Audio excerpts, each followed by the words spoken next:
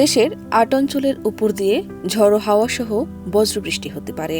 সেই সঙ্গে ঘণ্টায় ৪৫ থেকে ৬০ কিলোমিটার বেগে ঝড়ো হাওয়া বয়ে যাওয়ার আশঙ্কা রয়েছে। ১৩ মে বাংলাদেশ আবহাওয়া অধিদপ্তর এ তথ্য জানিয়েছে। পূর্বাভাসে বলা হয়েছে, রংপুর, দিনাজপুর, রাজশাহী, পাবনা, বগুড়া, টাঙ্গাইল, ময়মনসিংহ ও সিলেট অঞ্চলের উপর দিয়ে পশ্চিম অথবা উত্তর পশ্চিম দিক থেকে ঘণ্টায় ৪৫ থেকে ৬০ কিলোমিটার বেগে অস্থায়ীভাবে দমকা কিংবা ঝড়ো হাওয়াসহ বৃষ্টি বা বজ্রবৃষ্টি হতে পারে।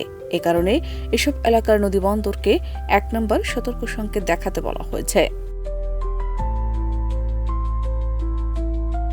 এছাড়া ঢাকা ও সিলেট বিভাগের কিছু কিছু জায়গায় এবং খুলনা, বরিশাল ও চট্টগ্রাম বিভাগের ২-১ জায়গায় অস্থায়ীভাবে দমকা বা ঝোড়ো হাওয়া সহ হালকা থেকে মাঝারি ধরনের বৃষ্টি কিংবা বজ্রবৃষ্টি হতে পারে। পূর্বাভাসে আরও বলা হয়েছে, রংপুর, রাজশাহী ও ময়মনসিংহ বিভাগের কোথাও কোথাও মাঝারি ধরনের ভারী থেকে অতি ভারী বর্ষণের সম্ভাবনা রয়েছে। তবে সারা দেশে দিন ও রাতের তাপমাত্রা প্রায় অপরিবর্তিত থাকতে পারে।